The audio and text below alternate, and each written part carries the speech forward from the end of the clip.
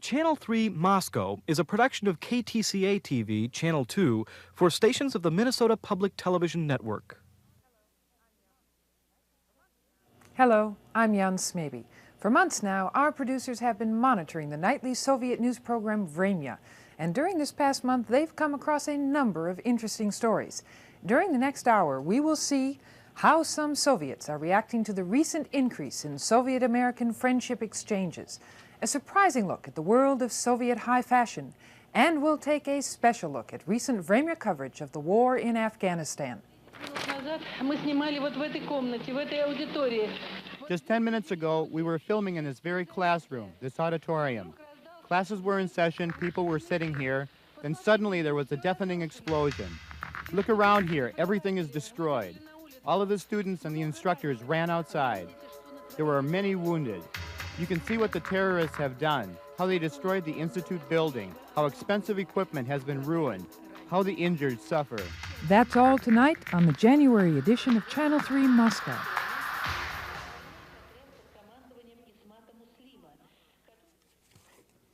We saw a number of fascinating stories on Soviet TV this month that we haven't seen much of before.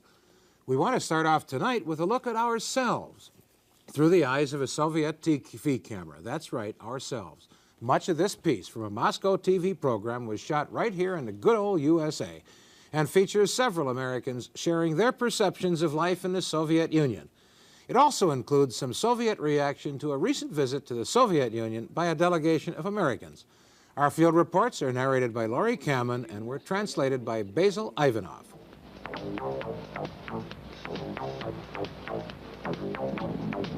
Мэдисон, столица штата Висконсин. Родной город Рика Эспланда. Madison, the capital of Wisconsin. This is the hometown of Rick Asplund.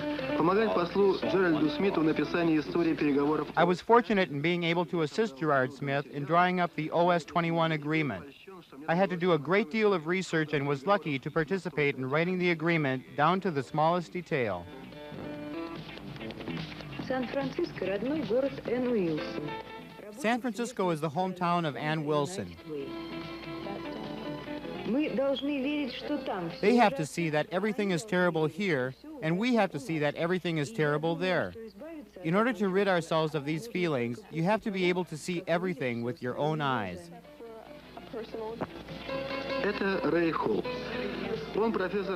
This is Ray Hall. He is a professor of sociology at Harvard University. We live with the conception that life in the Soviet Union is basically monotone, that people work there without any particular motivation, that it is boring there and the people have no sense of humor, and that life is basically a drag. Эти небольшие интервью были записаны незадолго до того, как группа молодых американцев из организации... These interviews were filmed not long before a group of young Americans from the Organization for American-Soviet Dialogue set out for a trip across the Soviet Union in 1982. They were the guests of the youth organization of the USSR. Besides the trip to various cities, the young people held a weekly conference. The participants traded their impressions and opinions. We decided to meet again with one of the participants of the event, a member of the USSR Canada and America Friendship Organization, Vladislav Chernov. Осталось, пожалуй, от этой иркутской встречи таких два сильных воспоминания. I have two distinct impressions of the meeting in Irkutsk. The first is what a good time we had in Irkutsk, the sincere conversations we had, what a good group of people we had from both the Soviet Union and the United States, what a wonderful and meaningful program we had, and I have very warm memories of the event. On the other hand, we can see now how difficult it was to talk to the Americans, how cautious and distrustful they were of us. Life after death. Concerns. I think it's stated in Article 29. Одна из причин нашей озабоченности вот в чем. One of the reasons for our concern is that, as far as I can remember, this is mentioned in Articles 28 and 29 of your Constitution, that the internal politics of the Soviet Union is aimed, disregarding anything else, at a movement for international liberation. The difficulty with this is that from the American point of view, what the Soviet Union considers to be a national liberation movement is an attempt to replace a government which supports the United States and American interests with a government that supports the Soviet Union. National interest of these people. Они пытались прощупывать нас со всех сторон и при этом не... They were poking at us from all sides, and in that respect did not have friendly inclinations towards us. I'm not talking about all Americans now, but those who were actively debating with us. They wanted to bring the American line of political thought into the dialogue of Soviet and American youth. I wouldn't say that they were successful at that time.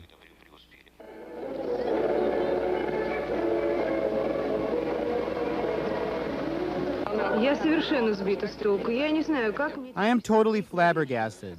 I just don't know how to look at the situation anymore. On one hand, I know that tension exists between our two countries. On the other hand, I look at the children. I look at the people who greet us so warmly, with whom we are working in the same commission. I can't believe that all of these people are citizens of a country who we consider to be our enemy. I just can't bring all of these facts together. With us again tonight is our resident Russian expert, Nick Hayes of Macalester College and Hamlin University. Nick, good evening. Good evening, Jim. That struck me as a peculiarly balanced presentation. We have American students criticizing Russian foreign policy on Soviet TV. Is that common? No. Well, in one respect, the story is very common. It's typical, the best and brightest of progressive youth of any country, America included, talk about peace and friendship. But what was interesting about it is it showed diverse types of Americans in a very positive light. A black Harvard professor. As opposed to the black scenes we normally see. But here you have, first of all, they allow an American who shows he knows that the Soviets have a constitution, and he talks about the constitution, and you hear, although criticized by the editors, the American point of view on criticizing Soviet third world policies. That's right. You know what I enjoyed was the remark, though, from the young woman in San Francisco, because that cut both ways. She said, they, meaning the Soviets, see only us in a bad light. We see you only in a bad light. And I had the impression of the overall impact of this piece was it was supposed to talk about the problems of bias and prejudice in looking at one another. In the past, it's always just the Americans are so biased and so biased. In a way, the subtle message of this was having half a loaf. We're both biased. The Americans, of course, are, but perhaps we a bit too. Do you see this as a direct result of some continued opening by the Soviet to Americans in terms of the summit agreement? Is this just another continuation, a message to their people? Well, this is peculiar because, first of all, you're right, Jan. It is part of an increased emphasis on youth and bilateral relations and emphasizing these focuses, trying to present Americans in a more positive light. But for this little piece, you know, they had to go back a ways. I thought the date on the conference was 1982. It was a man reflecting on that conference, so they had to dig into some old tape. It wasn't what you'd call breaking news. No, it certainly I noticed also a very impressive plaque on a wall, the Institute for American and Canadian Friendship or something. Is this an institution that you were aware of? Well, oh yes, it's a national, international organization. There's chapters of it here.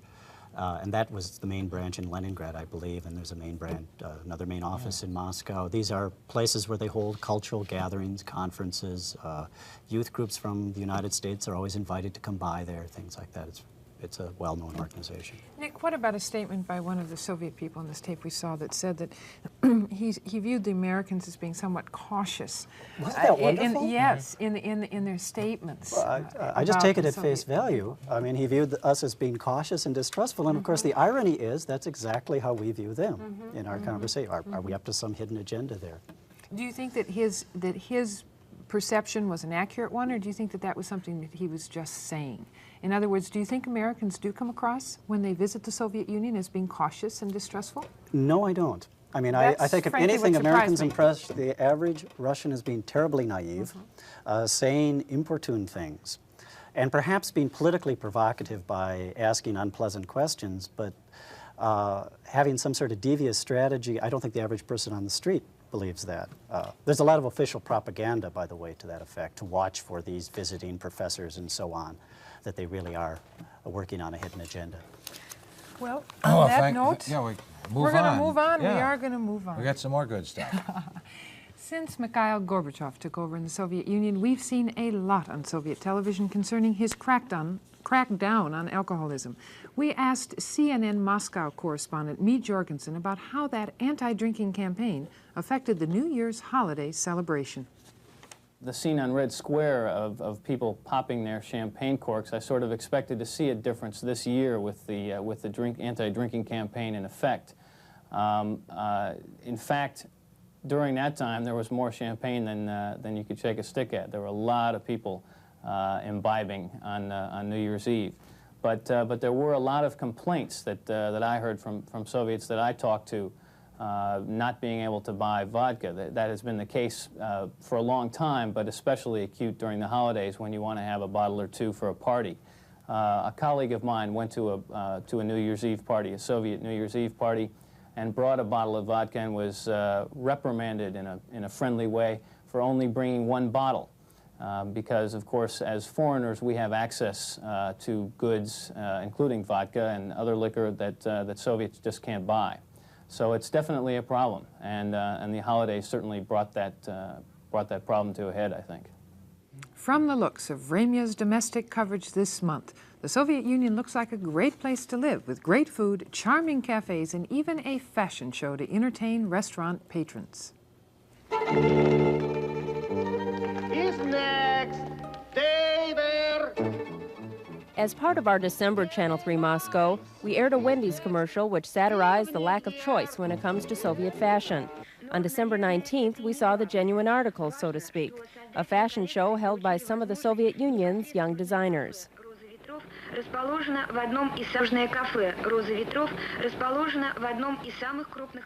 The Youth Cafe Roza Vetrov is located in one of the busiest districts of Leningrad, the Moscow district. On non-working days, it's impossible to find an empty seat there. The teen clothes collection is displayed by the Experimental Youth Cooperative of Sewing and Clothes Design. The commentator not only describes the clothes, but also gives the addresses of the outlets where the clothes may be ordered. Of course, not all of the creations elicit applause from the audience, but this is not the most important factor. The main point is that the young designers have received some exposure and received the opinions of those for whom the clothes were designed.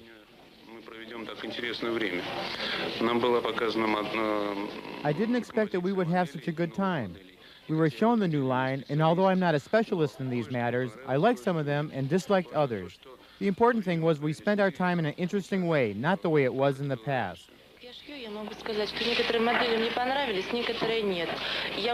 Because I sew, I can also say that I liked some of the clothes and didn't like some too. I did order some for myself. It must be said that evenings like this in the Moscow district, combining a cafe setting with a display of clothing, are projected to be a regular event in the future. This kind of service, as shown by the first experimental evening, was enjoyed by the citizens of Leningrad. In December, we wondered how Soviet TV would handle the celebration of Christmas around the world. While we saw no specific mention of the holiday, we did see this report Christmas Day about a unique Soviet ornament factory. No, these are not Christmas ornaments. They're decorations designed to welcome in the new year. This wonderful tale begins here, in anticipation of tree ornaments at the Irish Glass and Mirror Factory. Huge bins of golden globes, scarlet bells, amusing figurines, and sparkling garlands. Every day, upwards of 20,000 ornaments are shipped to the stores. In the course of 5 years, the factory has shipped over 20 million ornaments to the Baltic republics and to various cities and regions, including areas in the Far East. Every year, for any of the children's holidays, the factory is working overtime preparing their unique and wonderful decorations. We don't usually picture the Soviet people indulging themselves with luxury goods, but apparently they also enjoy some of the finer things in life, as this report from December 21st about an art lottery indicates. I won this cup in the last art lottery. I'm very happy. Like any woman, I love dishes. And as in every house, I think I have enough dishes. But I wouldn't have bought this particular cup for myself. This is a unique cup. It is signed by the artist. There are only 4 of its kind. It is expensive, but as you can see, it is both a functional piece and a work of art. Whenever you use the cup, you feel good inside. This is the main point of our art lottery, to have art in the home, to have art in your daily life. It isn't an accident that this lottery came about. It actually started due to the initiative of the artist. This is the 11th lottery, and already some of the most famous artists are participating in the proceedings. In this year's 10 lotteries, over 2 million of the most varied works of art have found their way to the homes of the winners. In today's lottery, 182,000 prizes are to be won. As always, the prizes are not just various artworks, but books, travel guides to the Soviet Union and other countries. I remind you that the prizes can reach a value of 1,000 rubles, while the price of a ticket is only 50 kopecks. The winner of today's lottery will be printed in the newspapers Trud, Rural Life, and Soviet Culture at the end of December. So if you hold a lucky ticket, you will receive a beautiful prize in time for the new year. Since taking office, Mikhail Gorbachev has instituted some tough anti-drinking laws. This next report about an alcohol-free restaurant indicates his campaign may be working. There are many new and unique things here. The pastries are delicate, from their own special recipes. There are also hot sandwiches and soft ice cream. But this is a house specialty, Coffee Surprise. It is made with whipped egg white and chocolate chips. The patrons of the restaurant range from 2 to 70 years of age, and they like everything here. This small but cozy place never has a lack of customers. Maybe it's because you not only can get a snack here, but you can watch some interesting videos.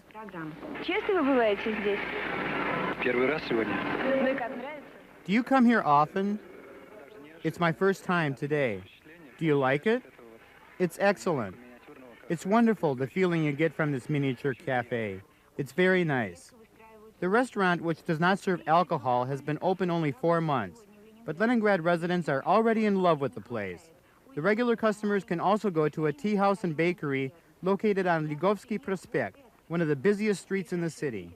There is always a wide selection of pies, with apples, onions, cottage cheese, and lemon. There are also 10 varieties of blini, or pancakes, which are served daily. A pleasant appetite to you. It will be pleasant indeed. The pancakes are so good, they're just like my mother's. In the upcoming months in various parts of the city, there will be 30 new cafes starting operation. In the 12th five-year plan, there are 100 public cafes like this scheduled to open. But will this be enough for a city of millions? Finding answers for the questions must begin today. Despite some inroads, alcohol abuse is still a serious problem in the Soviet Union. This next report shows firsthand how excessive drinking can dramatically affect even a child's life.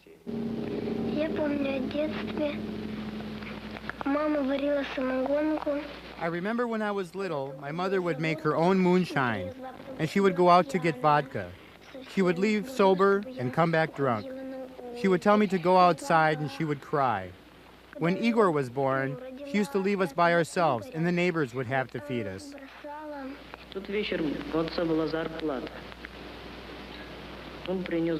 That night, my father had just gotten paid. He brought a bottle and we started to drink. Then he started to educate me. What do you mean? At first it was with words, then he hit me in the back of the head.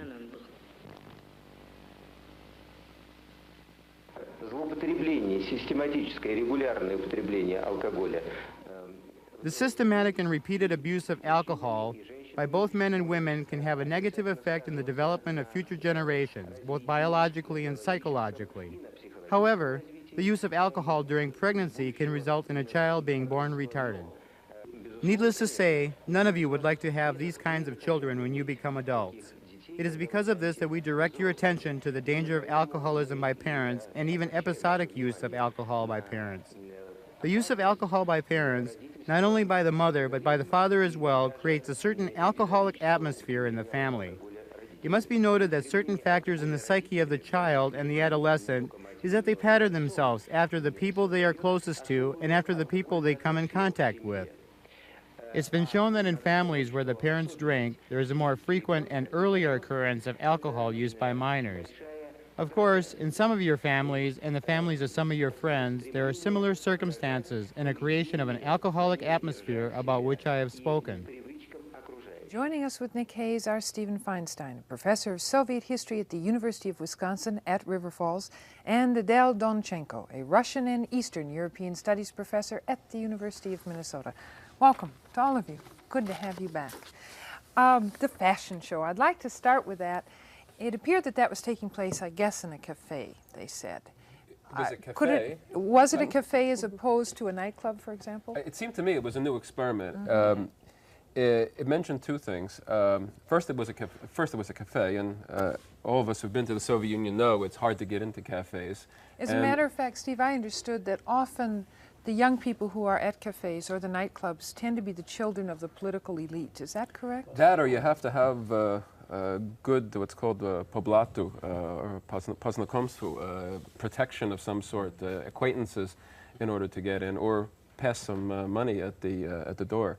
But there's always been a problem with number of cafes, and the second story did mention something about that. It said in the 12th five-year plan there were more cafes on the agenda. Yeah, 100 for Leningrad. Yeah, I mean, so this is interesting. You know, in our society we talk about it as a spontaneous thing, and here you have to go through a planning process and allocate resources and labor to such a thing. But it did mention that it was a youth fashion festival. It was not professional. There were young people involved, and it seemed to be experimental on multiple levels. One, that it took place in a cafe, and secondly, that were young people involved in the process. The normal fashion shows take place at the House of Fashions, the Dom Modeli, which are in all the major cities. And there you can see the fashions and then buy the blueprints for them. Well, I was going to pick up on the theme of youth. I mean, the cafe scene and a few others, what we're seeing is really a campaign for cleaning up youth. It relates to a number of other issues, but you have the youth were primarily focused in the non-alcoholic cafe scene. And here, you had a fashion show for youth, and notice how wholesome everything was about the appearance, without commenting on the fashions themselves. The young students there were all very proper and well-behaved. Well, you know, maybe they're just realizing that in the past there simply hasn't been enough such places where people can direct themselves. I often heard complaints that you couldn't get into a restaurant in Leningrad or Moscow, and therefore people had to go to their apartments, and inevitably they wound up drinking. So, you know, there is a potential for that. The only place where I saw enormous numbers of cafes, quote, enormous numbers of cafes, was in Estonia, where there was a tradition from before the war, and it sort of carried over. And these were genuine coffee houses, which at many occasions didn't even serve alcohol. Adele, we can't pass up on the ornaments that we saw for New Year's. Yeah. Can I start with you on that? Fine. Let me ask you this.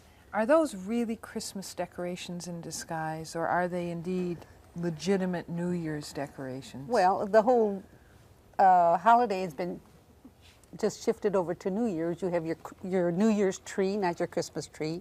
You have Grandfather Frost, who brings presents to the children, and the children usually dance around the tree and get all sorts of gifts and special treats. At New Year's time, there's always more food, special kinds of food, fresh fruit. Often you see oranges in the markets in the stores that you don't see before. And there was a special push to Christmas.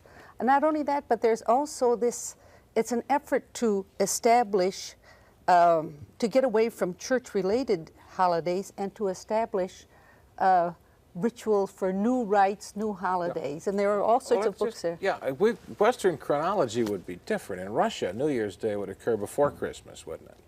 No. Isn't the Orthodox Christmas in mid-January? No, 7th of January, 13 okay, days. but so New Year's Day is before Christmas, whereas here it's afterwards. So, but are they co-opting the Christmas festival, or was Orthodox religious Christmas ever as commercial and gift-giving as No, ours it was. I don't think it was ever that commercial and Easter is the big holiday in the Orthodox That's what Church. I thought. I also noticed that the New Year's ornaments were being packaged in boxes that had in English, "A Happy New Year."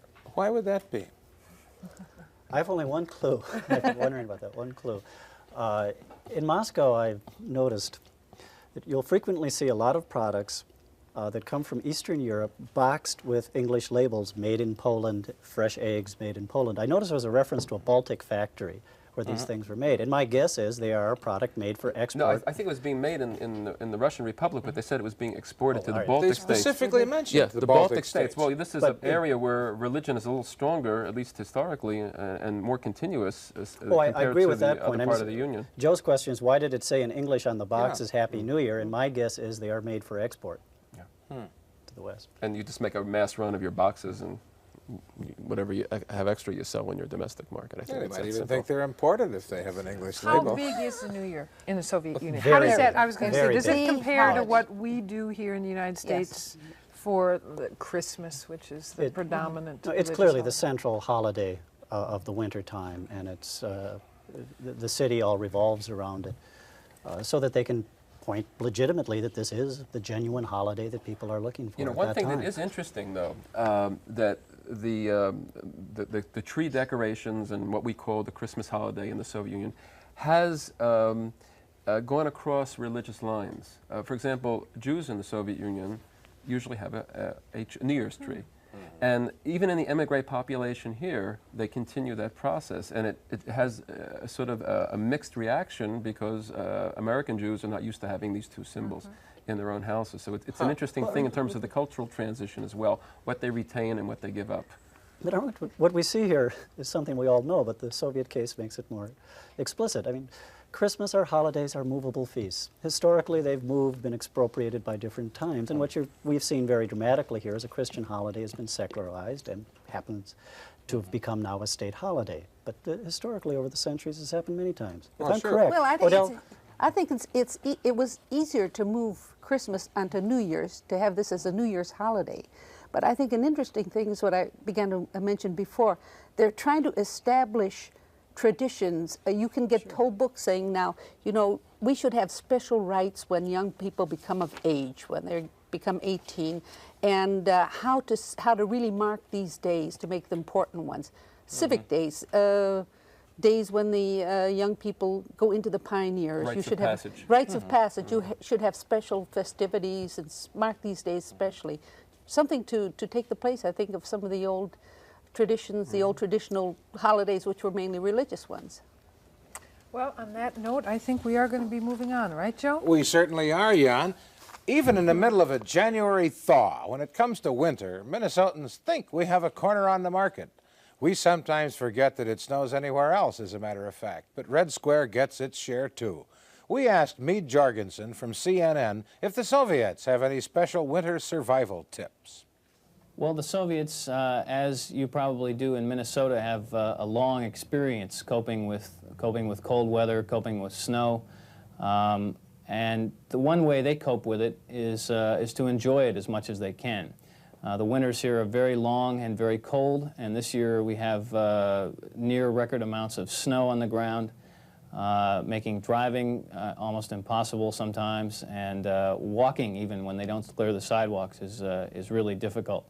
So what Soviets do is enjoy it. They go out and cross-country ski. Families crowd the trains to go outside of town to ski.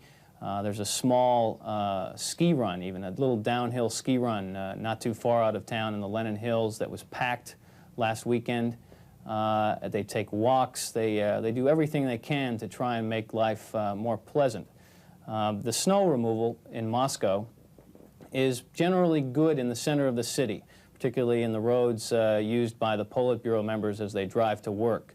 The side streets, that's another story. It's pretty bad, and even up to now, we've had 22 inches of snow or something like that this winter, and I swear some of those roads haven't been plowed at all yet. Maybe they should have planned the ice palace for Moscow. A bit later in tonight's show, we'll give you the chance to browse through a recent edition of Pravda.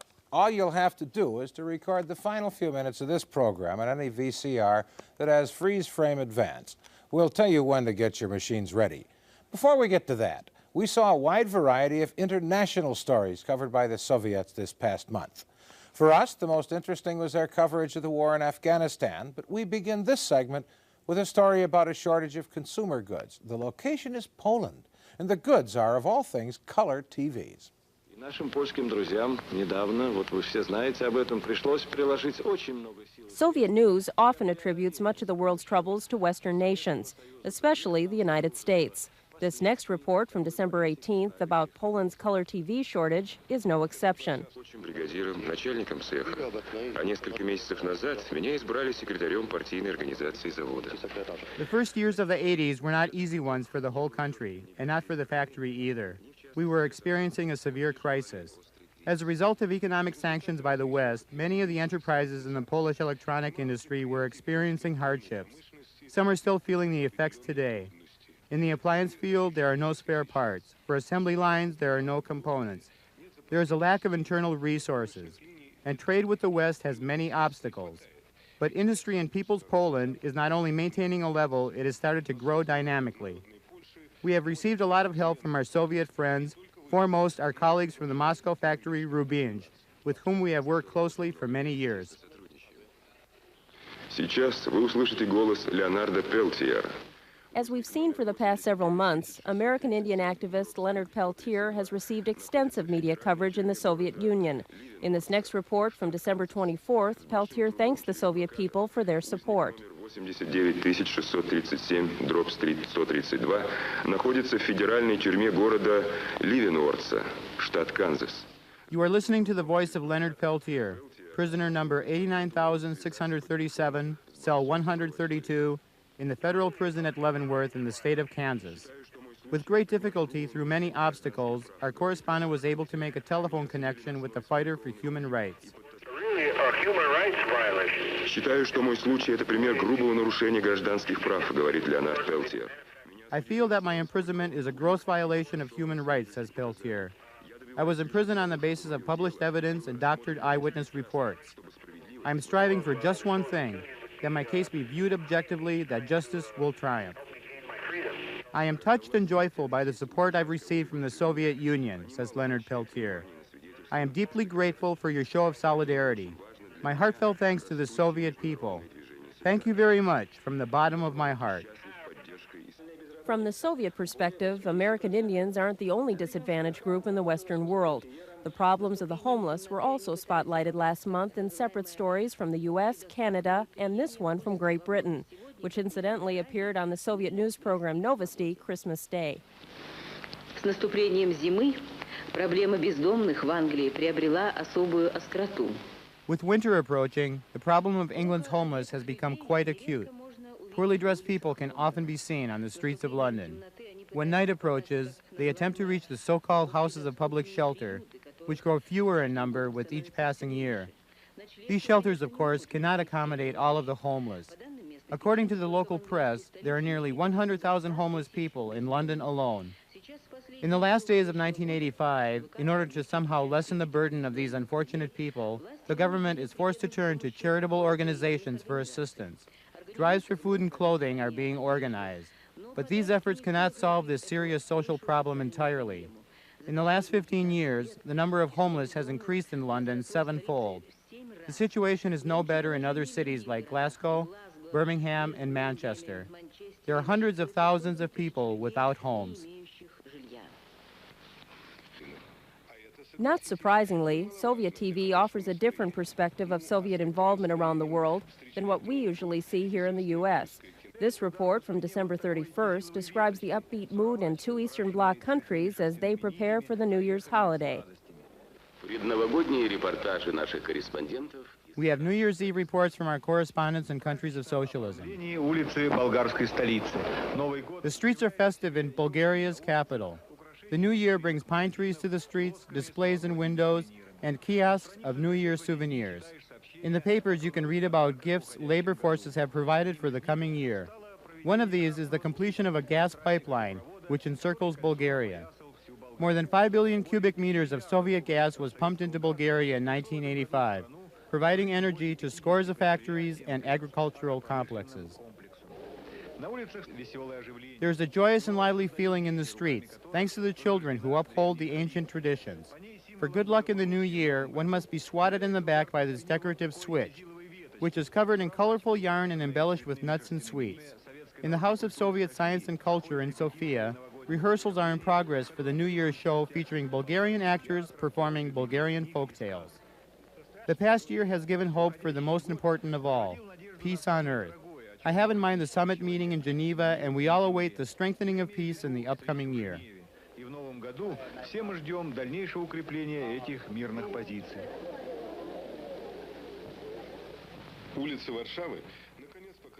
The streets of Warsaw are covered in snow at last.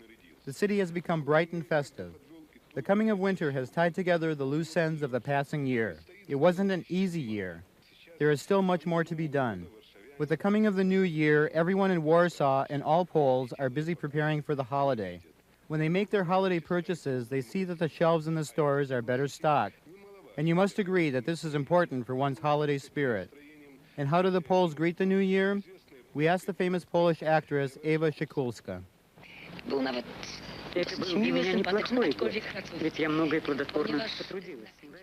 It wasn't a bad year. A lot of good work was done. I acted in several movies and plays. I was able to go on tour. I visited the Soviet Union twice. I love your country very much. I like going to familiar places and meeting old friends. I must say that the trips were very memorable.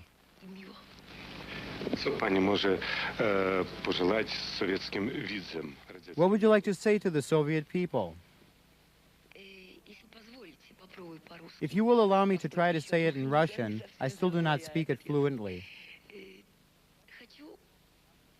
I would like to wish everyone in the upcoming year the best of luck, success, love. 2 references to U.S. military advancements appeared on Soviet news programs last month. Frankly, we were a bit surprised to see how well informed the average Soviet citizen is to our military improvements. Форсируя реализацию программы «Звездных войн», Вашингтон провел очередное испытание. Forcing the realization of the Star Wars program, Washington conducted a routine test of one of the prototypes of an anti-rocket system that will be based in space. In the Maxwell Laboratory in California, there was a demonstration of an electromagnetic weapon which is earmarked for the destruction of intercontinental ballistic missiles. The projectile, at a weight of 100 grams, was aimed at a steel target at a speed exceeding 96,000 kilometers per hour.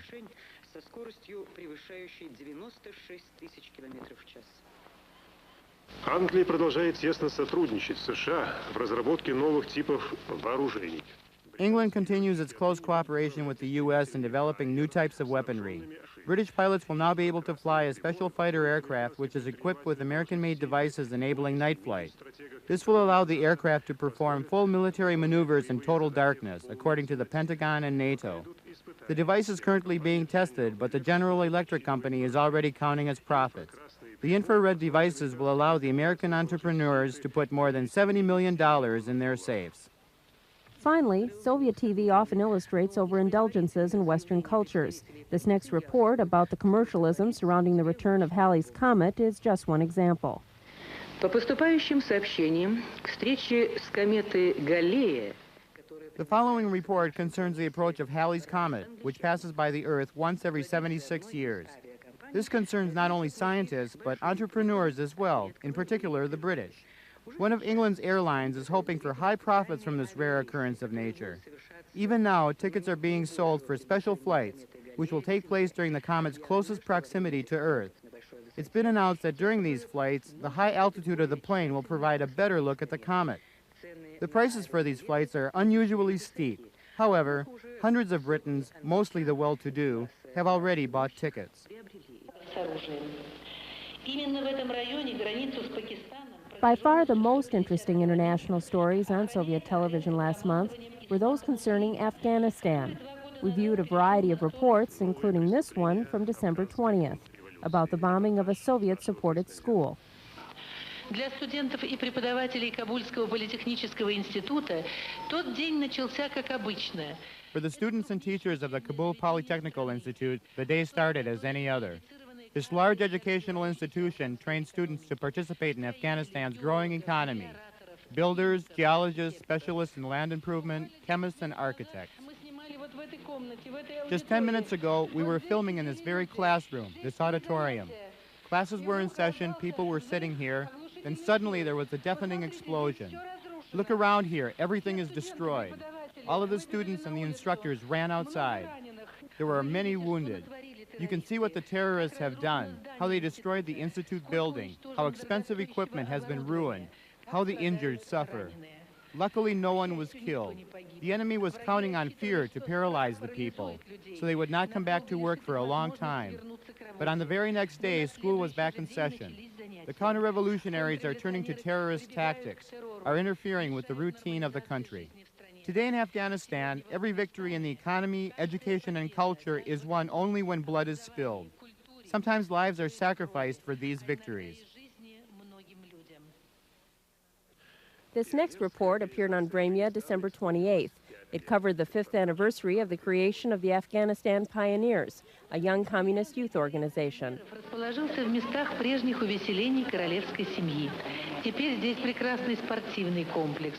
The Republic Pioneer Organization is housed in the former residence of the royal family. Now there is an excellent sports complex here, a puppet theater, a cozy cafeteria for the children, and a movie theater. And all of this has been built by Soviet troops. They were invited as dearest friends to help celebrate the 5-year anniversary of the organization of Afghani pioneers. Here, children, accept these gifts from the pioneers in the Soviet Union. The soldiers came with gifts from Soviet pioneers. We are sitting with children who have just been awarded medals, and these high government honors were awarded by Comrade Babrav Karmal. Эти высокие правительственные награды вручил им товарищ Бабрат Кармаль. These girls are trying to help the revolutionary cause. They are totally dedicated to their cause, and in these days it is an undertaking that is dangerous. They have even been threatened, but this does not stop them. Nasa Reem came from Kalabakh, which is near Kabul, obtained an education here, and is the leader of the Handcraft Club. And this is Hadi Jah. Their medals read, "For dedication to the struggle." This was a very happy day. Это был очень веселый день.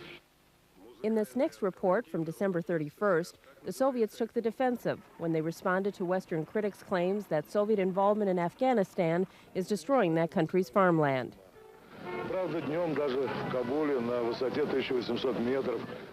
It is the middle of winter in Afghanistan. Of course, in Kabul, at 1,800 feet above sea level, you can't really feel winter's effects. Snow falls only at night when the temperature drops, and it melts quickly in the morning. The market here in Kabul is abundant with all sorts of fruits and vegetables, and it must be noted that they come from the so-called green zones, where it is warm now and the citrus harvest is in full swing. The delivery is very difficult because the passes are closed, but the Soviet troops help to clear these passes, and they guard the roads leading into Kabul and other cities so these essential foods can reach the markets. I'm talking about this now because Western propaganda has created a campaign of rumors and lies, maintaining that there is hunger in Afghanistan caused by Soviet authorities and soldiers who burned fields in the summer and destroyed farms. They also say that the Soviet troops buy up all of the food, leaving the native people hungry.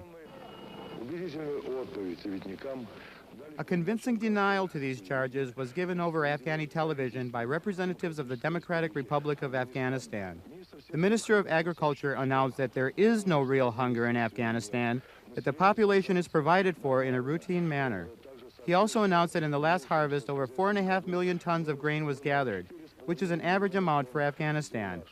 It was noted, however, that delivery difficulties in certain regions due to fighting did cause problems.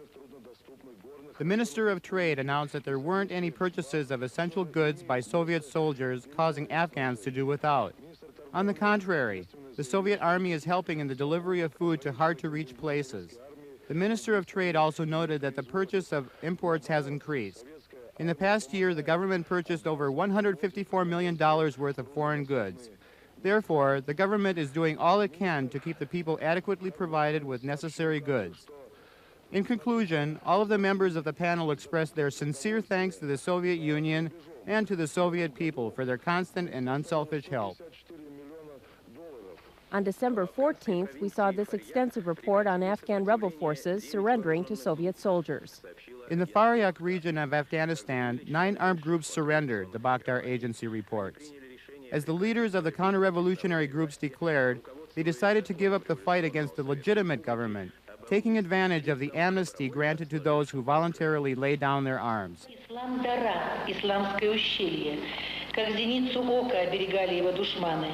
Islam Dara, an Islamic ravine. The Dushmans protected it as if it were the apple of their eyes. This was a staging post. Arms from Pakistan arrived here. The bandits gathered here in order to slither across the entire country. From here, their villainous actions began. The small groups united here call themselves a regiment. Their headquarters were here, their council, even a banner sewn in gold, which they left like cowards when they ran away. The regulations were based on the work of the counter-revolutionary Mohammed Ismail Kharez. The book is divided into chapters. Here you can see how to use chemical weapons, how to poison a well, how to place mines, how to use explosives, how to make a grenade. And here's some more instruction in grammar. The bandits have to know how many they have killed and destroyed, blew up, the amount of damage they inflicted on their countrymen and homeland. сами крестные отцы контрреволюции. Их профессия – убивать своих соотечественников. And here's the cream of the crop of the counter-revolution. Their job is to kill their own compatriots. This group is called the Regiment of Destruction. Over 1,000 Dushmen were taken prisoner. 40 caches of arms and ammunition were captured and destroyed. This area on the border of Pakistan, which is 150 kilometers in length, is guarded by the detachment of Ismat Muslim, who 2 years ago came over to the side of the defenders of the revolution. He expresses his thoughts now. С американскими, английскими, китайскими военачальниками, генералом из Пенджаба. When I was in Pakistan, I spoke at length with American, British, and Chinese military commanders, with generals from Punjab. All of them have one goal, to interfere in all ways with the revolution, to leave my people poor and hungry, to leave them without hope. But I am now telling my courageous people about the secret negotiations with the enemies of our land.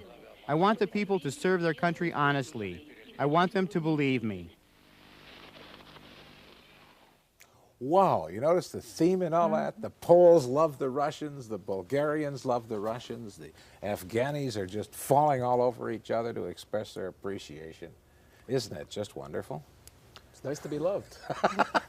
Well, but I think there's an overall message, Joe. I mean, that after the international scene, they would have admitted deteriorated for 4 or 5 years. Now you're getting the image that, well, Eastern Europe's starting to come back, Poland's having troubles, and also a more direct reference to talking about Afghanistan. Well, sure, pretty direct. We're talking about a situation where the Russians are admitting that in the country's largest city, the rebels are able to bomb a Russian-supported technical school. It seems to me that's a pretty substantial admission. I haven't seen notice much of that. the phraseology. They use the term terrorists. That's a word that's being internationalized now. It certainly is. There's a feeling that we have a monopoly on it in the Middle East and Western Europe, but now they are victims too. It's not national liberation fighters, not even, well, the counter-revolutionist was used on a couple of occasions, but they are terrorists. It's more explicit than that. They're terrorists, they're bandits, but they're also associated with revolutionary Islam, the identification of the One Brigade. There was one thing I noticed down there. In the past, whenever there's been any broadcasts, say, about Israel, about the Middle East, and so on, they never mentioned just Israel, but it was always Israel, the pawn of the American imperialists.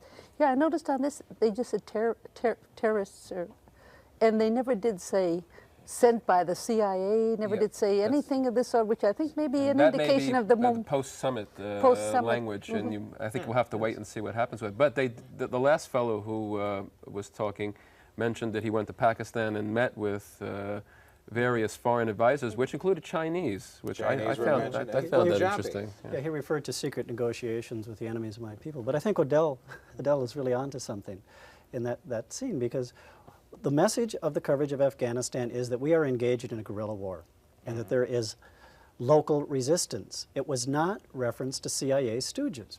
And even the man you referred to, Steve, there was a bit of pain in what he said. He said, I hope I can convince my people of that, of the justice of our cause. Well, I think they've obviously come a long way, because the war is now into its 7th year, or 6th year, and the answers that were given in 1979 and 80 are simply wearing thin. Well, just one quick point, but it does suggest a groping towards a solution in public opinion, that Afghanistan is not perhaps right for a true communist revolution now. The civil conditions, the social conditions are still very primitive, and we should be looking for some sort of compromise. They're showing a very capitalistic-looking vendor weighing out his goods in the public market. Well, this you can find in Central Asia too. This is no problem. But you know, internationally, they've put out there's informal feelers out to try to find some way to get out of the situation. And that is something that we've recently heard about in recent weeks, and that they're sort of trying to make the Afghanistan war the Afghanistan's war, as opposed to their involvement. I think we called that Vietnamization some years back. That is exactly what we call it. Let me tell you one thing.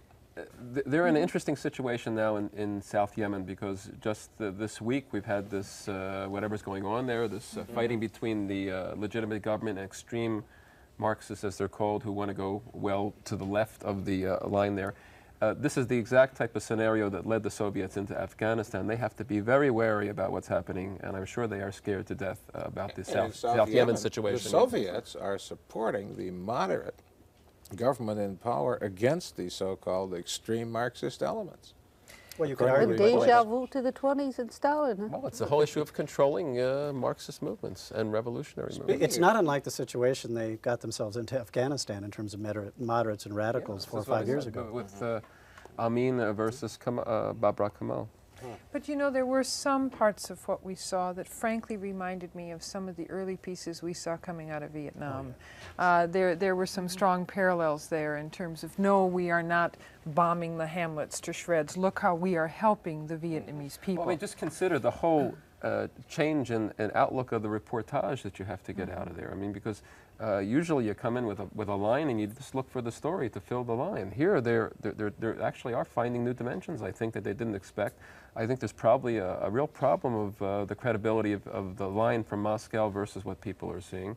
And there are a lot of disaffected intellectuals who may be associated with this campaign. As we noted when that piece was introduced, we've been monitoring or watching Soviet television now for about 7 months, I think it's been.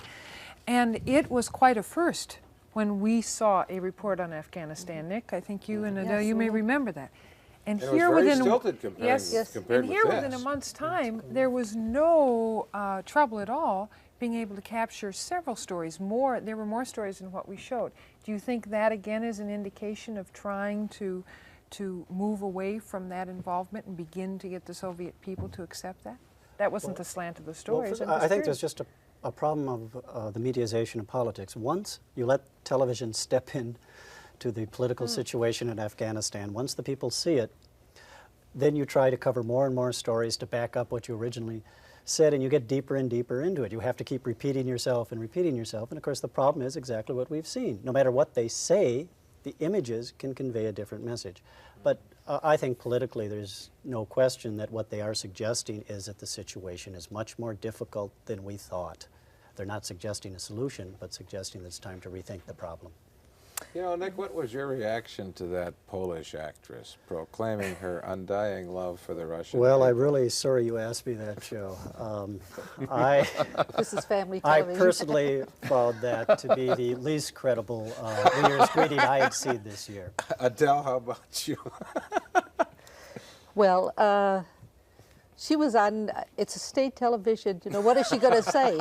Go home, Ivan, go home? There's nothing you can do about it. Well, so remember, she they made can edit like everybody else. Oh, sure, I'm not. It was the holiday season. We wish everyone well. That's kind of the minimum of what you can How do Americans get blamed because the Poles aren't producing enough color television sets, though? That seems to me they kind of had a stretch. It's because the Japanese all speak English. Oh, all of those Japanese that are making the little transistors.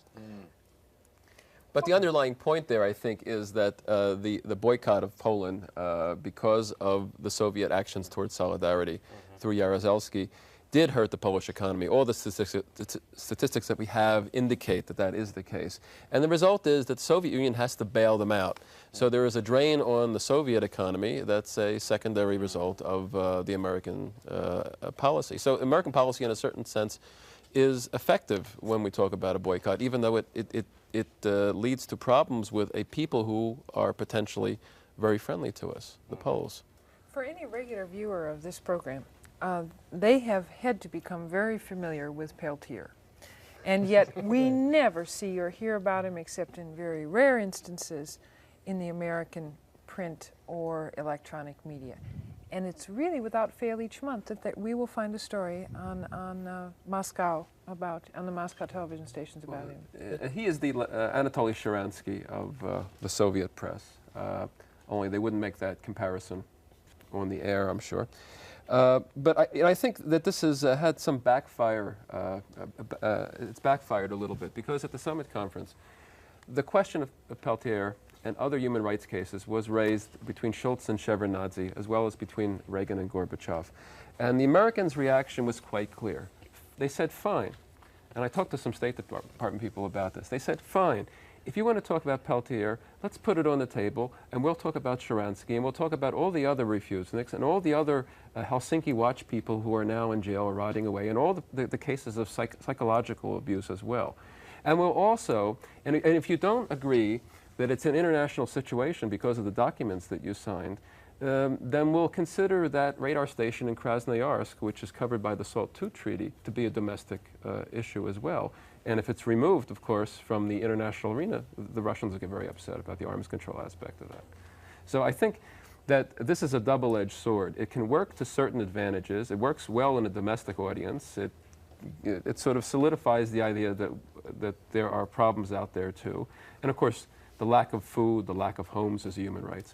But it's dangerous, I think. But look at the context. Russian television is describing this as a human rights violation, whatever that may be.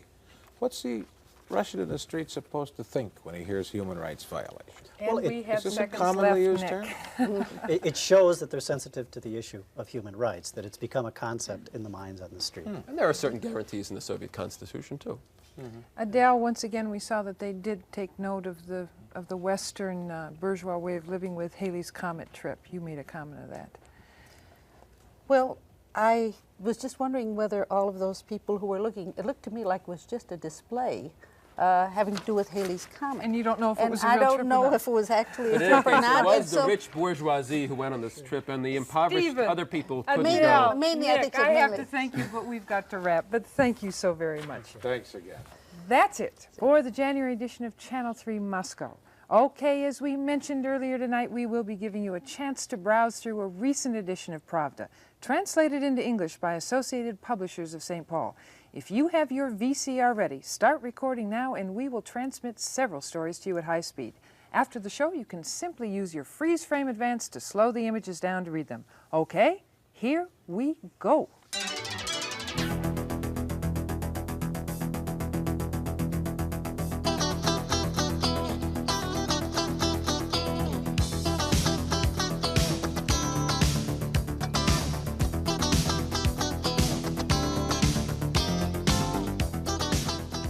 We hope you have enjoyed the program, and we hope you'll feel comfortable calling us with your comments or suggestions regarding tonight's show. The number to call is 642-1980. You will be talking to an answering machine, so there's no reason to be shy. That number again is 642-1980. We will be back with the February edition of Channel 3 Moscow on the 12th of next month. And Joe and I will be back here Friday night at 7 for Almanac. Thanks for joining us, and good night.